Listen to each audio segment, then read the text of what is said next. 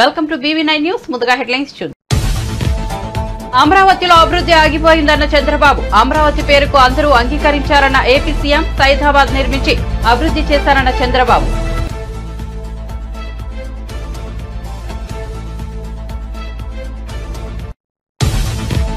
రాజకీయాల్లో అనుభవం ఉన్న నేతలా వ్యవహరించారంటూ పరుచూరి కితాబు. ఆయన సినిమాలకు మాటలు రాసే అదృష్టం రాలేదని విచారం. పవన్ నవ్వుతూ నిర్వచనం రాయాలనుకుంటున్నానని వీడియోలో వెల్లడి.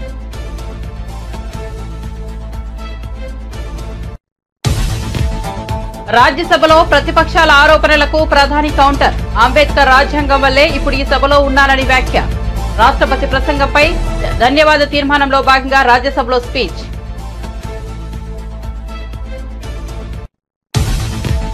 భారతీయ న్యాయ సంహిత చట్టం కింద కేసు నమోదైన తొలి ఎమ్మెల్యే. జిల్లా పరిషత్ సమావేశాల్లో రెచ్చిపోయిన కౌశిక్ రెడ్డి. అసభ్య పదజాలంతో విరుచుకుపడ్డ ఎమ్మెల్యే. కరీంనగర్ పోలీసులకు ఫిర్యాదు చేసిన అధికారులు.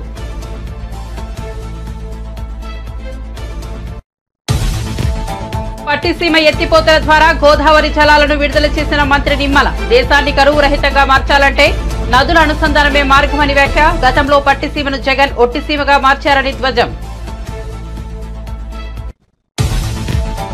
ఏపీకి ప్రత్యేక హోదాపై స్పందించిన కేంద్ర మంత్రి శ్రీనివాస వర్మ. ప్రత్యేక హోదా తీర్మానాలు ఇచ్చే కాదని వ్యాఖ్య. హోదాపై నిర్ణయం తీసుకోవాల్సింది ప్రధాని మోదీ అని వెల్లడి.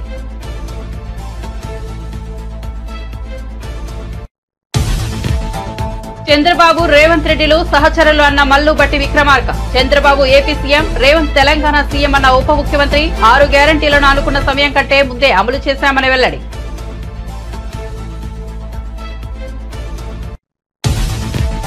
కాంగ్రెస్ సర్కార్పై హరీష్ రావు ఫైర్. పదవికి విరమణ ఉంటుంది, ప్రజాసేవకు విరమణ ఉండదని వెల్లడి. నాయకుడు అనేవాడు నిత్యం ప్రజల్లోనే ఉండాలని సూచన.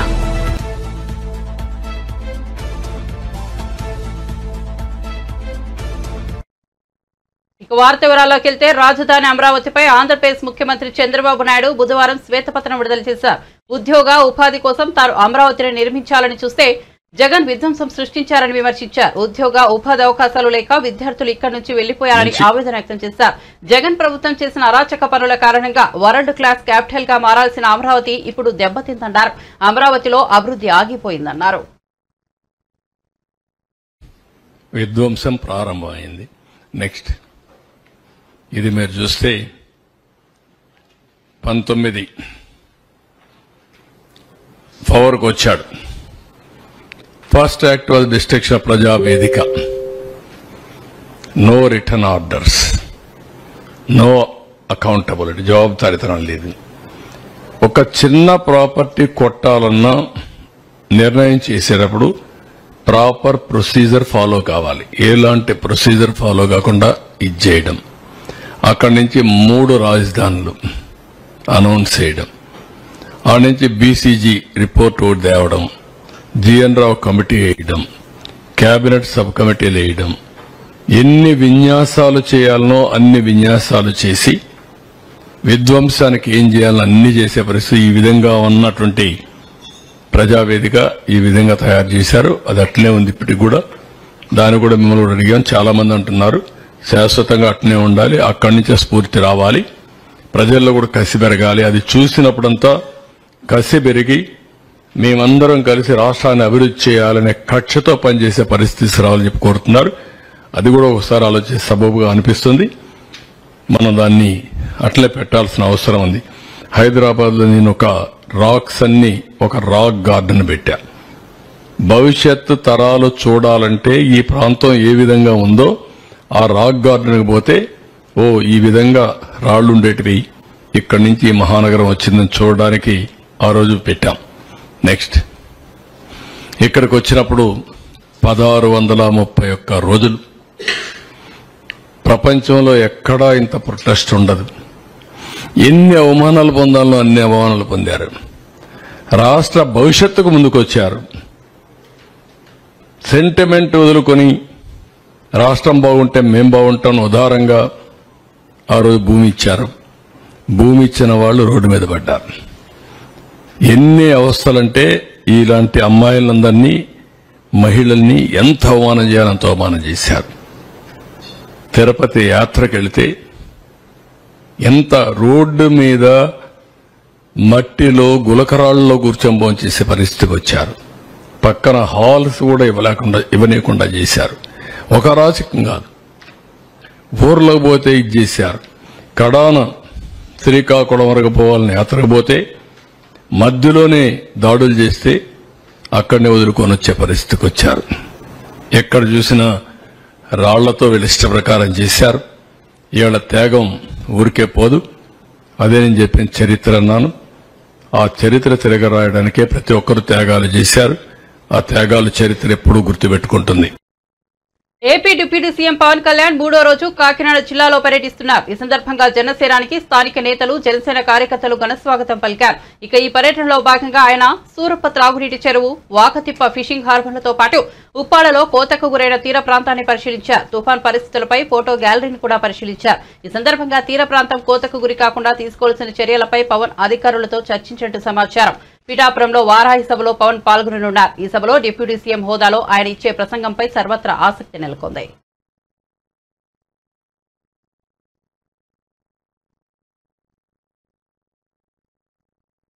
వైఎస్ఆర్సీపీ అధినేత మాజీ సీఎం వైఎస్ జగన్మోహన్ రెడ్డిని తన క్యాంపు కార్యాలయంలో ఆ పార్టీ ముఖ్య నాయకులు ఇటీవల ఎన్నికల్లో పోటీ చేసిన అభ్యర్థులు కలిశారు. ఈ సందర్భంగా ఎన్నికల తర్వాత జరిగిన పరిణామాలతో పాటు తదుపరి కార్యాచరణపై వారితో జగన్ చర్చించినట్లు సమాచారం.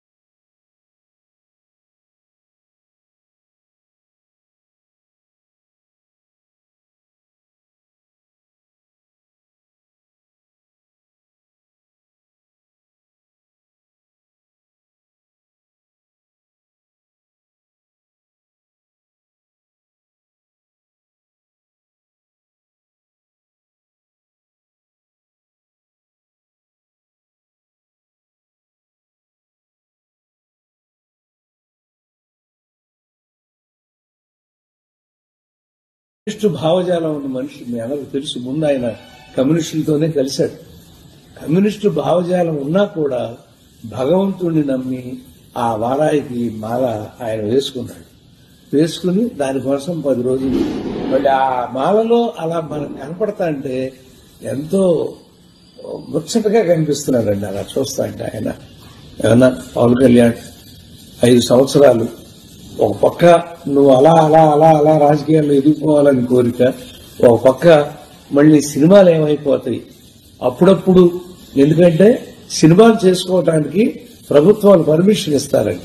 కాబట్టి వీళ్ళలాగా 100 రోజులు 150 రోజులు అయితే ఎవరు. అప్పుడంటే అన్నగారు 19 రోజులు 20 రోజుల్లో నా దేశం లాంటి సినిమాలు ఇలాంటివన్నీ 19-20 days లో పూర్తి చేశారండి అన్నగారు. అలాంటి టెక్నిక్ ఏదన్నా మీరు కూడా కనిపెట్టి పవన్ కళ్యాణ్ సినిమాకి ఈ ఫైట్లు ఇవి ఇంత రోజులు ఆ డిజిటల్ వర్క్లు ఇంత అక్కర్లేదండి. అంత మంచి అథారింటికి దారేదిలో ఏమున్నాయండి, ఒక లైను గుండెల్ని హత్తుకునే లైన్ ఎంత అద్భుతంగా ఆడేసింది సినిమా. సో మీ కెపాసిటీకి పవన్ కళ్యాణ్ అద్భుతమైన లైన్ తీసుకుని ఇంత ఖర్చులు పెట్టకుండా, ఎందుకంటే భయంకరంగా సినిమా ఖర్చులు పెరిగిపోయి చాలా మంది సినిమాలు తీయక 24 క్రాఫ్ట్లు కూడా ఇబ్బంది పడుతున్నాయి. మా 24 క్రాఫ్ట్ల తరఫున కూడా మీకు నేను ఒక విన్నపం చేస్తున్నా. ఒక్కసారి మా 24 మందితో సెపరేట్ గా మమ్మల్ని బెజవాడ రమ్మన్నా సరే, లేదు మీరు హైదరాబాద్ వచ్చినప్పుడు మా 24 క్రాఫ్ట్లు 72 మందితో కూర్చుని మీ సమస్యలు ఏంటని మీరు వింటే సినిమాటోగ్రఫీ మినిస్టర్ గారికి తెలియజేసి అయితే వారిని కూడా పిలిచి వారికి మీతో కూర్చుని మా కష్టాలు, నిర్మాతల కష్టాలేంటి, టెక్నీషియన్ల కష్టాలేంటి, ఇవన్నీ కూడా మీరు విని అటు రాష్ట్రానికి, ఆంధ్రప్రదేశ్ రాష్ట్రానికి ఎంత మేలు చేస్తారో మిమ్మల్ని ఎంత వాణ్ణి చేసిన తెలుగు ఫిలిం ఇండస్ట్రీ కూడా అంత మేలు చేయాలి మీరు అని కోరుకుంటూ, మీరు దినదినాభివృద్ధి పొందుతూ ఇంతింతై ఒటుడింతై మరియు తానింతై నభోమండలం పోయినంతై అన్నట్టుగా ఇంకా ఇంకా ఎదిగి అద్భుతమైనటువంటి జీవితంలో కొనసాగాలని కోరుకుంటూ సెలవు తీసుకుంటాం. ఎన్డీఏ ప్రభుత్వంపై ప్రతిపక్షాలు చేస్తున్న విమర్శలను ప్రధాని నరేంద్ర మోదీ రాజ్యసభలో తిప్పికొట్టారు. తమది 1/3 ప్రభుత్వం అంటూ ప్రతిపక్షాలు అంటున్నాయని, వారి మాట నిజమేనంటూ ఇప్పటికీ కేవలం 10 ఏళ్ల పాలన మాత్రమే పూర్తయిందని, మరో 20 ఏళ్లు మిగిలే ఉన్నాయని రిటార్డిచ్చారు. పరోక్షంగా మమ్మల్ని మరో 20 ఏళ్లు అధికారంలో ఉండాలని కోరుకుంటున్నందుకు ప్రతిపక్షాలకు ధన్యవాదాలు చెబుతున్నానని అన్నారు. ప్రతిపక్ష నేతల మాటలు నిజం కావాలని కోరుకున్నట్లు మోదీ తెలిపారు. ఈ మేరకు రాష్ట్రపతి ప్రసంగానికి ధన్యవాద తీర్మానంపై రాజ్యసభలో ప్రధాని మోదీ ప్రసంగించారు.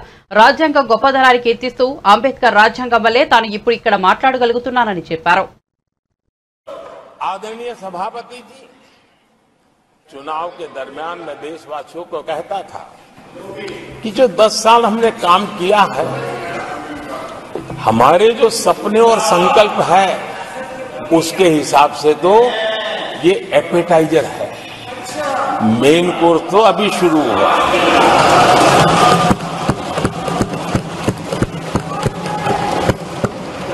आदरणीय सभापति जी, आने वाले 5 साल मूल सुविधाओं के सैचुरेशन के, और हम एक सामान्य नागरिक की जो रोजमर्रा की जिंदगी की आवश्यकताएं होती हैं, एक गरिमापूर्ण जीवन जीने के लिए जिन व्यवस्थाओं की, जिन सुविधाओं की, जिस प्रकार के गवर्नेंस की आवश्यकताएं होती हैं, हम इन मूलभूत सुविधाओं के सैचुरेशन का युग के रूप में उसको परिवर्तित करना चाहते हैं। आदरणीय सभापति जी, आने वाले 5 वर्ष गरीबों के खिलाफ निर्णायक लड़ाई के हैं। आने वाले 5 वर्ष गरीबी के खिलाफ, गरीबों की लड़ाई, और मैं मानता हूं गरीब जब गरीबी के खिलाफ लड़ाई के लिए एक सामर्थ्य के साथ खड़ा हो जाता है, तो गरीबों की गरीबी के खिलाफ की लड़ाई सफलता को प्राप्त करती है। और इसलिए आने वाले 5 साल गरीबी के खिलाफ लड़ाई के निर्णायक वर्ष हैं, और यह देश गरीबी के खिलाफ लड़ाई में विजयी होकर के रहेगा। ये पिछले 10 साल के अनुभव के आधार पर मैं बहुत विश्वास से कह सकता हूं। దేశవ్యాప్తంగా అమల్లోకి వచ్చిన కొత్త నేర చట్టాల కింద బీఆర్ఎస్ ఎమ్మెల్యే పాడి కౌశిక్ రెడ్డిపై క్రిమినల్ కేసు నమోదైంది. కరీంనగర్ పోలీసులు ఎమ్మెల్యేలపై కేసు నమోదు చేశారు. దేశంలో కొత్త నేర చట్టాల కింద ఎమ్మెల్యేపై కేసు నమోదు చేయడం ఇదే ప్రథమం. కాగా జిల్లా పరిషత్ మీటింగ్ లో ఎమ్మెల్యే పాడి కౌశిక్ రెడ్డి రెచ్చిపోయారు. అధికారులు తోటి ప్రజాప్రతినిధులను అసభ్య పదజాలంతో దూషించారు. పార్టీ మారిన ప్రజాప్రతినిధులపై తీవ్ర స్థాయిలో ధ్వజమెత్తారు. గాజులు వేసుకుని వెళ్లారు, మీరేదో బతుకా అంటూ మండిపడ్డారు. నువ్వెంత, నీ కథ ఎంత, ఎక్కువ రోజులు ఉండవు, పోరా బై పోపో అంటూ అసభ్య పదజాలంతో దూషించారు. కాంగ్రెస్ మినిస్టర్ పొన్నం ప్రభాకర్ పైన తిట్లదండకం చదివారు. దీనికి సంబంధించిన వీడియో ఒకటి సోషల్ మీడియాలో వైరల్ గా మారింది. ఈ ఘటనపై అధికారులు, ప్రజాప్రతినిధులు ఫిర్యాదు చేయడంతో పోలీసులు ఎమ్మెల్యే పాడి కౌశిక్ రెడ్డిపై కొత్త నేర చట్టాల కింద కేసు నమోదు చేశారు.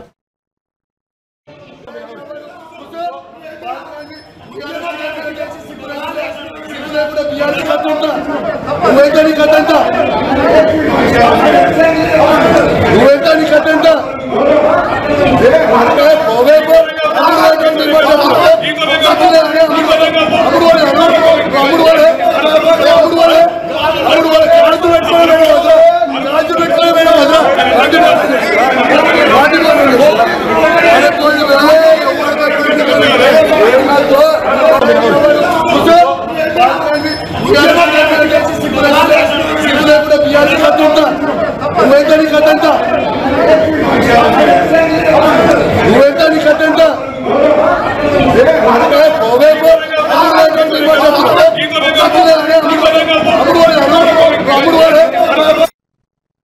పట్టిసీమ ఎత్తిపోతల పథకం ద్వారా కృష్ణా డెల్టాకు రాష్ట్ర జలవనరుల శాఖ మంత్రి నిమ్మల రామానాయుడు నీటిని విడుదల చేశారు. మోటార్లు, యంత్రాలకు పూజలు చేసిన అనంతరం సాగు, త్రాగునీటిని ఆయన విడిచిపెట్టారు. 4, 5, 6 పంపుల ద్వారా 1050 క్యూసెక్కుల నీటిని వదిలారు. ఈ కార్యక్రమంలో మంత్రితో పాటు పోలవరం ఎమ్మెల్యే చిటి బాలరాజు, ఇతర నేతలు, అధికారులు పాల్గొన్నారు. ఈ సందర్భంగా మంత్రి నిమ్మల మాట్లాడుతూ దేశాన్ని కరువు రహితంగా మార్చాలంటే నదుల అనుసంధానమే మార్గమని, ఆ ప్రక్రియకు శ్రీకారం చుట్టింది సీఎం చంద్రబాబేనని అన్నారు. 5 ఏళ్ల తర్వాత గోదారమ్మ పరవలు తొక్కుకుంటూ కృష్ణమ్మ వైపు పరుగులు పెడుతూ వస్తోందని తెలిపారు. పట్టిసీమ ద్వారా ఏటా 80 టీఎంసీల నీటి వినియోగం జరుగుతోందన్న గతంలో పట్టిసీమను జగన్ ఒట్టిసీమగా మార్చారని దుయ్యబట్టారు. ఇప్పుడు అదే బంగారమైందన్నారు. ఒక్కటే మార్గం, నదుల అనుసంధానం ఒక్కటే మార్గం, గార్లెండింగ్ ఆఫ్ రివర్స్ ఒకటే మార్గం అని ఆ రోజు మన తెలుగు బిడ్డ కేఎల్ రావు గారు ఆ రోజు చెప్పినటువంటి మాట ఏదైతే ఉందో దాన్ని ఆంధ్రప్రదేశ్ రాష్ట్రంలో ఆ నదుల అనుసంధానానికి శ్రీకారం చుట్టాలనేటువంటి వ్యక్తి, నాయకుడు నారా చంద్రబాబు నాయుడు గారు. ఆ రోజు 2014లో ఆయన అధికారంలోకి వచ్చిన తర్వాత ఆ నదుల అనుసంధానం ఏదైతే ఉందో అది పోలవరం ప్రాజెక్టు తోటే సాధ్యమవుతుంది. ఆ పోలవరం ప్రాజెక్టుని పూర్తి చేసుకోవడం ద్వారా ప్రతి సంవత్సరం కూడా వృధాగా 3000 టీఎంసీల నీరు ఏదైతే గోదావరి నీరు సముద్రంలో కలిసిపోతూ ఉందో ఆ పోలవరం ప్రాజెక్టు ద్వారా ఆ వరద నీటిని ఒడిసిపట్టి ఆ వరద గోదావరి నీరుని ఏదైతే డెల్టా స్థిరీకరణతో పాటుగా ఏదైతే శ్రీశైలం నుంచి బ్యాక్కి అటు రాయలసీమకి అందించడం, ఉత్తరాంధ్ర వరకు కూడా ఈ యొక్క గోదావరి జలాలను తీసుకెళ్లి ఆంధ్రప్రదేశ్ రాష్ట్రాన్ని ఒక కరువు రహిత రాష్ట్రంగా మార్చగలిగేటువంటి ప్రాజెక్టుగా పోలవరం ప్రాజెక్టుని ఆ రోజు చంద్రబాబు నాయుడు గారు 2014లో ఎన్నో ప్రతిబంధకాలు ఉన్నప్పటికీ కూడా, ఎందుకంటే ఆ రోజు మీ అందరికీ తెలుసు ఏదైతే గోదావరి సంబంధించిన పోలవరంకి ముంపు మండలాలు ఏవైతే ఉన్నాయో ఆ 7 ముంపు మండలాలు కూడా తెలంగాణలో ఉంటే మరి ఆ రోజు నరేంద్ర మోడీ గారితో మరి ఆ రోజు మాట్లాడి రేపు గవర్నమెంట్స్ స్టేట్ గవర్నమెంట్లు ఫామ్ అయిన తర్వాత ఆ ముంపు మండలాల్ని మనం బదిలీ చేసుకోవడానికి అవకాశం ఉండదు అని ఆ రోజు ఒక ఆర్డినెన్స్ని తీసుకొచ్చి మరి ఆ రోజు 7 ముంపు మండలాల్ని ఆంధ్రప్రదేశ్ రాష్ట్రానికి బదిలీ చేయడం ద్వారా మాత్రమే ఈరోజు ఈ పోలవరం ప్రాజెక్టు నిర్మాణం అవుతుంది అని అంటే అది చంద్రబాబు నాయుడు గారు ముందు చూపుకి నిదర్శనం. అయితే ఏదైతే ఆ పోలవరం ప్రాజెక్టు నిర్మాణం మరి ఒక 3 సంవత్సరాలు, 4 సంవత్సరాలు, 5 సంవత్సరాల్లో అవే కాలపరిధి అవుతుంది కాబట్టి ఈ లోపుగా మరి ఏదైతే ఆ వరద నీటిని వృధాగా పోనివ్వకుండా కొంతమేరైనా ఏదైతే ఎత్తిపోతల ద్వారా ఆ రోజు పట్టిసీమకి ఆయన రూపకల్పన చేసి మరి ప్రతి సంవత్సరం కూడా 80 టీఎంసీల నీరుని ఈ పట్టిసీమ ద్వారా కృష్ణా డెల్టాకు పంపించడం ద్వారా అక్కడ త్రాగునీరు, సాగునీరు అవసరాలు తీర్చాలనేటువంటి విషయంతో ఆ రోజు 14లో 19 మధ్య మరి ఏదైతే ఈ యొక్క పట్టిసీమను ఆయన ప్రారంభించడం, జగన్మోహన్ రెడ్డి గారు ఆ రోజు ప్రతిపక్షంలో ఉండి ఇది పట్టిసీమ కాదు ఒట్టిసీమ అని ఆ రోజు మరి హేళన చేసినటువంటి పరిస్థితి ఆ రోజు అసెంబ్లీలో నేను కూడా ఎమ్మెల్యేగా నేను ఆ రోజు కూడా చూడడం జరిగింది. కానీ ఆ పట్టిసీమే ఈరోజు ఒక అంబటి రాంబాబు మాట్లాడుతూ ఉన్నారు, నీవు రివర్స్ టెండరింగ్ అని చెప్పి పోలవరాన్నే రివర్స్ చేసి పోలవరాన్ని విధ్వంసం చేసినటువంటి పరిస్థితి ఇవాళ మేం చెప్పడం కాదు, సాక్షాత్తు ఐఐటి హైదరాబాద్ ప్రత్యేక హోదా రాష్ట్ర ప్రభుత్వాల తీర్మానాలు చేసినంత మాత్రాన ఇచ్చేది లేదని, అలా అయితేనే దేశంలోని అన్ని రాష్ట్రాలు కూడా చేస్తాయని కేంద్ర మంత్రి భూపతిరాజు శ్రీనివాస్ వర్మ అన్నారు. కేంద్ర ఉక్కు భారీ పరిశ్రమల శాఖ కార్యాలయంలో అమ్మ పేరుతో ఆయన మొక్క నాటారు. అనంతరం మాట్లాడుతూ ఏపీకి ప్రత్యేక హోదా అంశంపై తాను ఇప్పుడే ఏమీ చెప్పలేనన్నారు. ఈ అంశంపై నిర్ణయం తీసుకోవాల్సింది ప్రధాని మోదీ అన్నారు. బీహార్ రాష్ట్రానికి ఇది వర్తిస్తోందని స్పష్టం చేశారు. హోదా ఎందుకు ఇవ్వలేదో గతంలోనే స్పష్టంగా చెప్పామన్నారు. ఆర్థిక సంఘం సిఫారసుల మేరకు ప్రత్యేక హోదా స్థానంలో ప్రత్యేక ప్యాకేజీ ఇస్తున్నట్టు చెప్పారు. ఆ నిధుల ద్వారా ఏపీ అభివృద్ధికి కేంద్రం కట్టుబడి ఉందన్నారు. ఏపీ అభివృద్ధికి ఎలాంటి సహకారం కావాలో ఆలోచించి ముందుకు సాగుతామని హామీ ఇచ్చారు. గత వైసీపీ ప్రభుత్వం కారణంగా పోలవరం సమస్యల్లో ఉందన్నారు. పోలవరం నిర్మాణానికి కేంద్రం సహకారం ఉంటుందన్నారు. సంరక్షణ విషయంలో బాధ్యత తీసుకోవాలనేటువంటి పిలుపుని ఆయన ఇవ్వడం జరిగింది. సో అందులో భాగంగా ఈరోజు స్టీలుకి సంబంధించి భారీ పరిశ్రమలకు సంబంధించి కార్యాలయ ఆవరణ ఏదైతే ఉందో ఉద్యోగ భవన్లో ఉన్నతాధికారులతో కలిసి ఒక చెట్టుని నాటడం జరిగింది. పర్యావరణ విషయంలో గొప్ప మార్పులు తీసుకొచ్చేటువంటి ప్రయత్నం ఇది. ఇవాళ అదో కూడా పార్లమెంట్ సభ్యులు అందరితో కూడా ఈవినింగ్ ఆయన సమావేశం ఏర్పాటు చేశారు. అక్కడ మేము ఆయన్ని కలవడం జరుగుతుంది. ఏదైతే ఇప్పటికే ఆంధ్రప్రదేశ్ సంబంధించి అనేక విషయాల్లో మేము కొన్ని విషయాల్ని పరిశీలించడం జరిగింది. ముఖ్యమంత్రి గారితో కూడా సమావేశం అయ్యాక ఈ ఆంధ్రప్రదేశ్ రాష్ట్ర అభివృద్ధికి కేంద్రం నుండి ఏ విధమైనటువంటి సహకారం కావాలనేటువంటి విషయాల మీద లోతుగా ఆలోచన చేసి తప్పనిసరిగా ఆ దిశగా కేంద్రం ముందుకు వెళ్తుందనేటువంటి విషయాన్ని చెప్తుంది. ఇప్పుడు విభజన చట్టం అనేది మేము ఆవేళ ఏదైతే ఫైనాన్స్ కమిషన్ ఉన్నటువంటి అభ్యంతరాల దృష్ట్యా ఏదైతే ప్రత్యేక హోదాలో ఉన్నటువంటి విషయాలన్నింటినీ కూడా ప్రత్యేక ప్యాకేజీ ద్వారా ఇవ్వడానికి ఆవేళ కేంద్ర ప్రభుత్వం సిద్ధపడింది.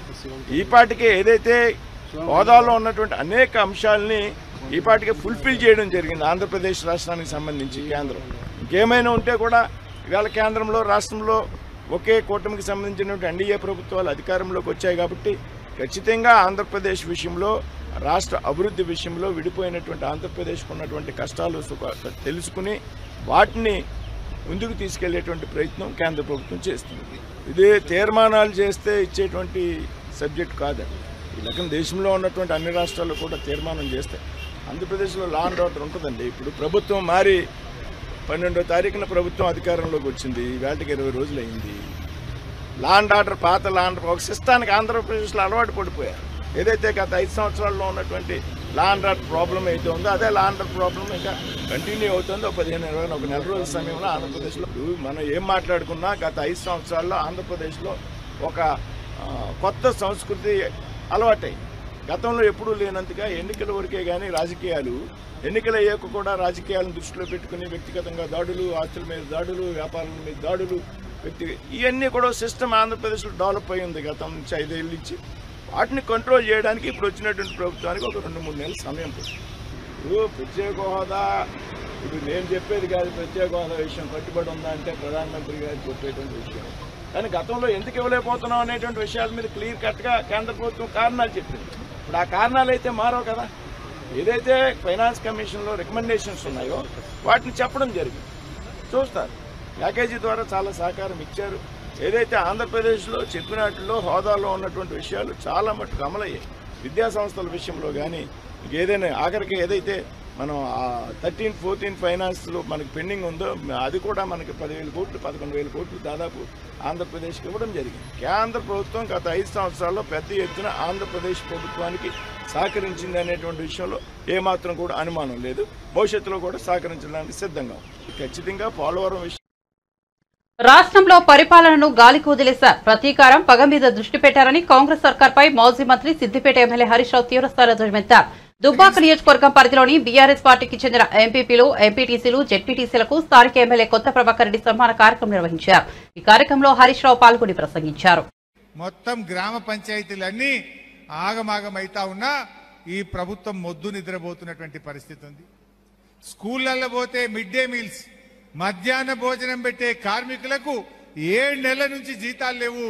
వాళ్ళందరూ కూడా ఆగమాగమవుతున్నారు. వంట వండిన సామాన్కు పైసలు లేవు. వంట వండిన పని చేసిన వాళ్లకు జీతాలు లేనటువంటి పరిస్థితి ఇలా స్కూళ్లలో ఉన్నది. నిన్నేదో స్కూల్లో చెప్తున్నారు మా సర్పంచ్ గారు, కరెంటు బిల్లు కట్టలేదని స్కూల్కి కరెంటు కట్ చేసిందట. అంటే ఈ ప్రభుత్వానికి అసలు పరిపాలన చేతనైతలేదు. పాలన గాలికి వదిలేసిండ్రు. ఎక్కడ చూసినా ఆత్మహత్యలు, ఎక్కడ చూసినా మానభంగాలు, మర్డర్ కేసులు జరుగుతూ ఉన్నాయి, హత్యలు జరుగుతూ ఉన్నాయి.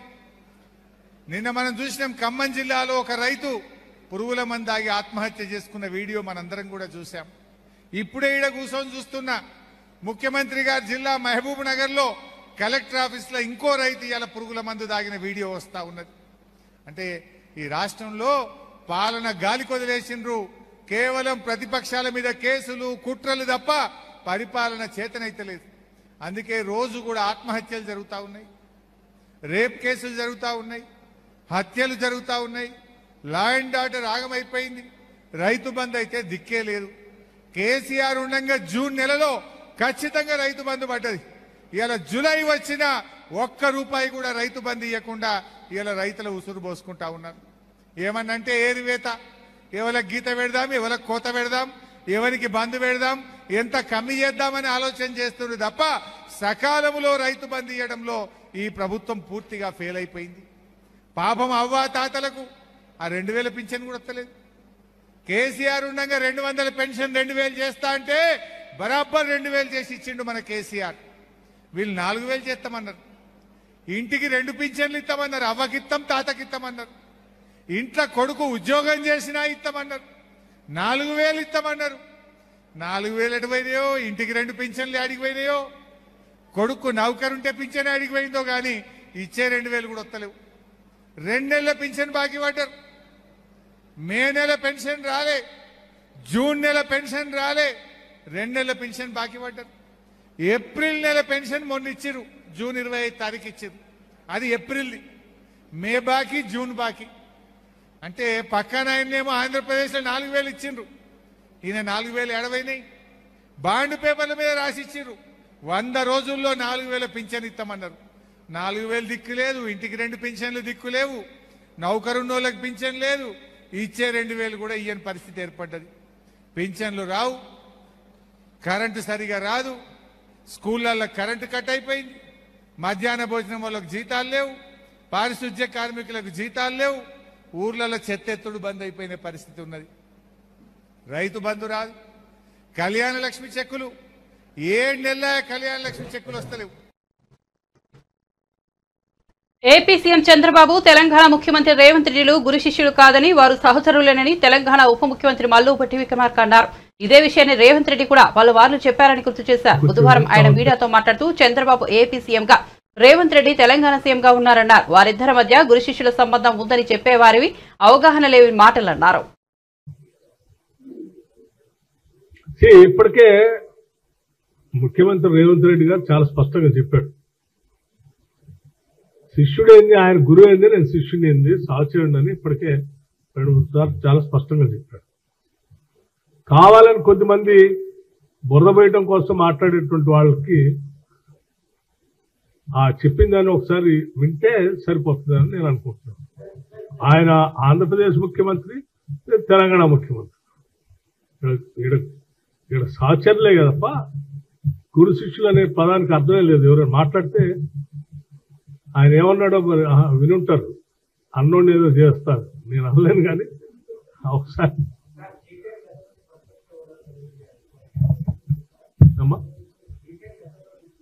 చేసిన తప్పిదాలన్నీ ప్రజాస్వామ్యంలో ఎప్పుడు చేసిన తప్పిదాలన్నీ మనం వెంటాడుతూనే ఉంటాయి.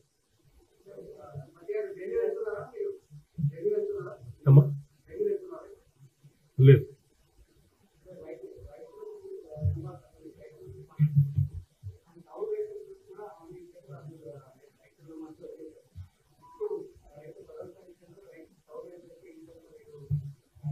దాని గురించి కూడా ఎగ్జామిన్ చేస్తాం.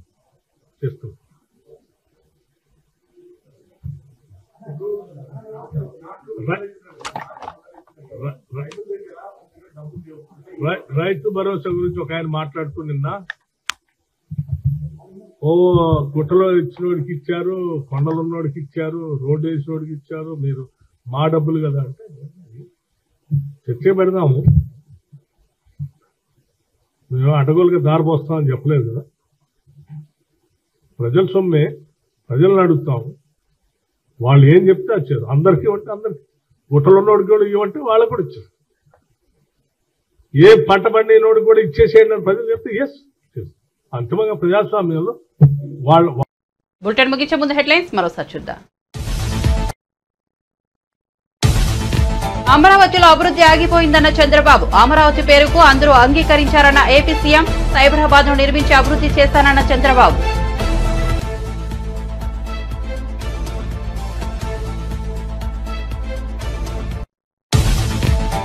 రాజకీయాల్లో అనుభవం ఉన్న నేతలా వ్యవహరించారంటూ పరుచూరికి తావు, ఆయన సినిమాలకు మాటలు రాసే అదృష్టం రాలేదని విచారం, పవన్ నవ్వుకు నిర్వచనం రాయాలనుకుంటున్నారని వీడియోలో వెల్లడి.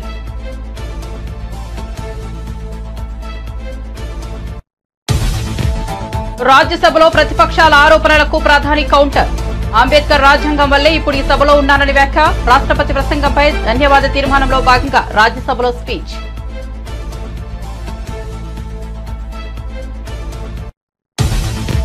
భారతీయ న్యాయ సంహిత చట్టం కింద కేసు నమోదైన తొలి ఎమ్మెల్యే, జిల్లా పరిషత్ సమావేశాల్లో రెచ్చిపోయిన కౌశిక్ రెడ్డి, అసభ్య పదజాలంతో విరుచుకుపడ్డ ఎమ్మెల్యే, కరీంనగర్ పోలీసులకు ఫిర్యాదు చేసిన అధికారులు.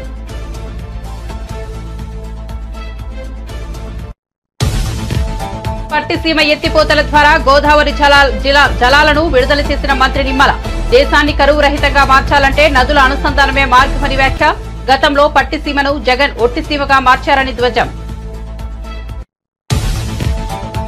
ఏపీకి ప్రత్యేక హోదాపై స్పందించిన కేంద్ర మంత్రి శ్రీనివాస వర్మ. ప్రత్యేక హోదా తీర్మానాలు ఇస్తే ఇచ్చేది లేదని కాదని వ్యాఖ్య. హోదాపై నిర్ణయం తీసుకోవాల్సింది ప్రధాని మోదీ అని వెల్లడి.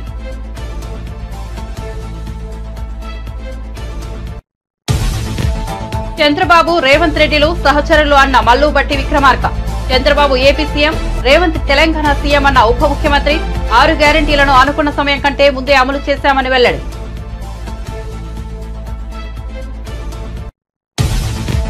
కాంగ్రెస్ సర్కార్పై హరీష్ రావు ఫైర్. పదవికి విరమణ ఉంటుంది, ప్రజాసేవకు విరమణ ఉండదని వెల్లడి. నాయకుడనేవాడు నిత్యం ప్రజల్లోనే ఉండాలని సూచన.